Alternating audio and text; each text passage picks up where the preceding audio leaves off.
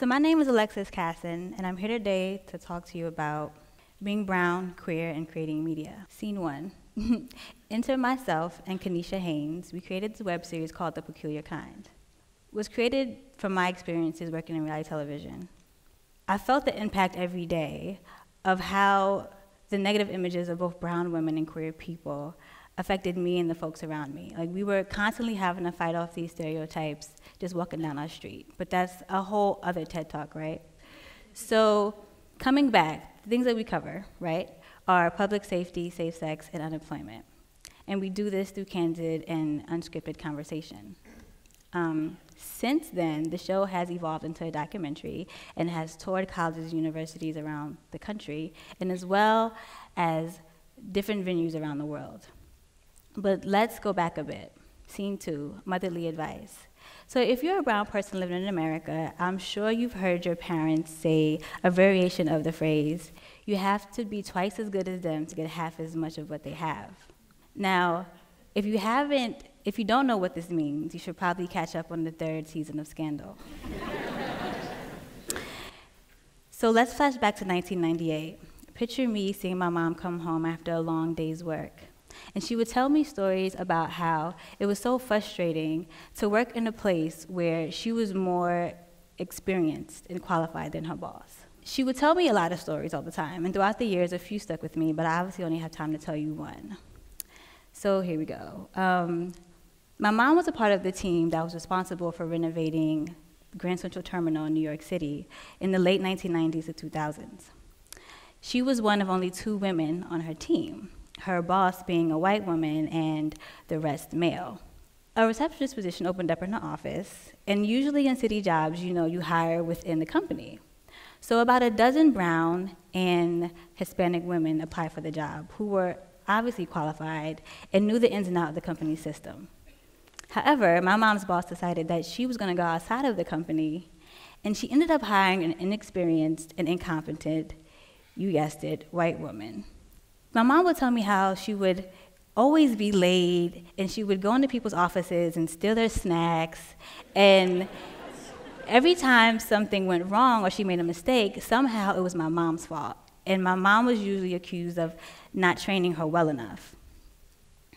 After each conversation, my mom would always remind me to never let anyone take advantage of me, and to work as hard as I could to create positive things in the world.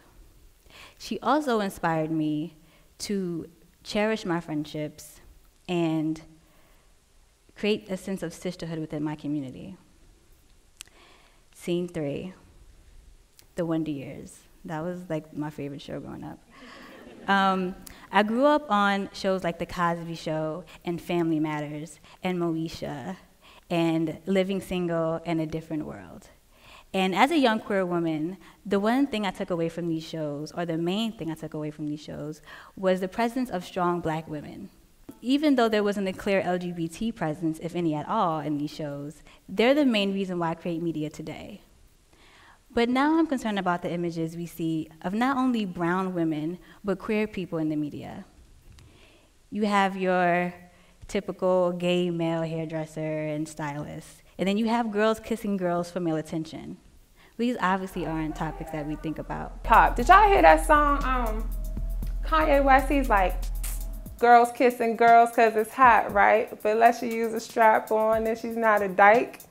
And I just was like, huh?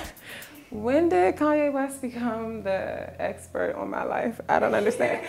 That was Jade. She's a cast member of The Peculiar Kind. And so we're here at scene 4.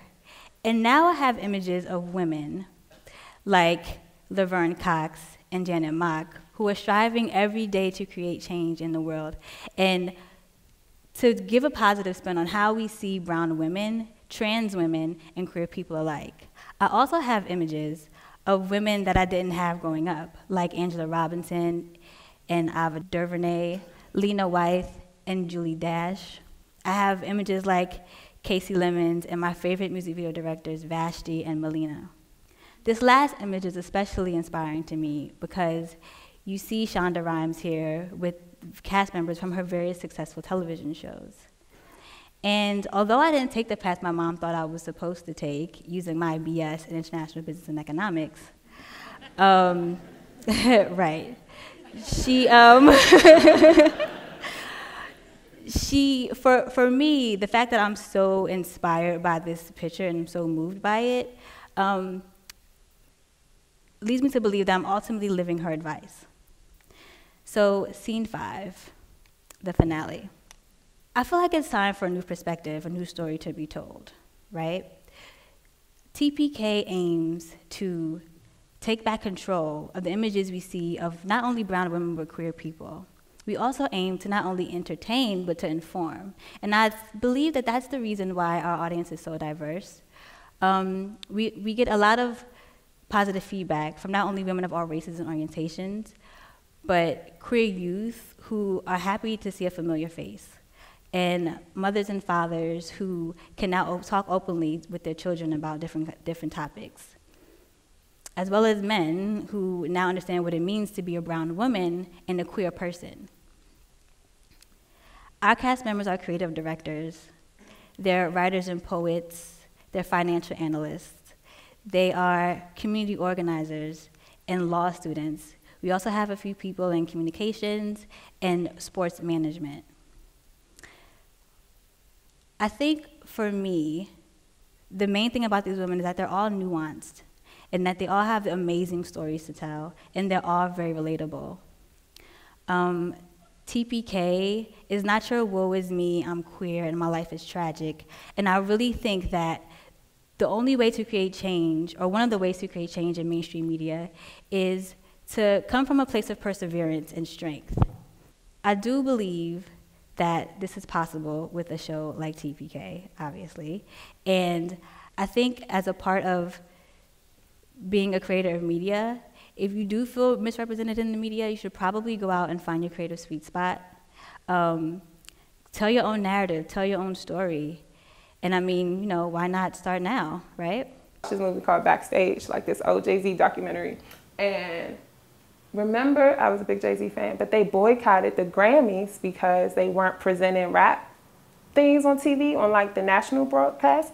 So I say we all just boycott everything. And then one day, all the people of color just said, fuck this shit over here. Then the next day, everything would have to change and everybody would have to be our demands. And that's some nonviolent action there. Just turn off your TV, like, today. Thank you so much for being so supportive, guys.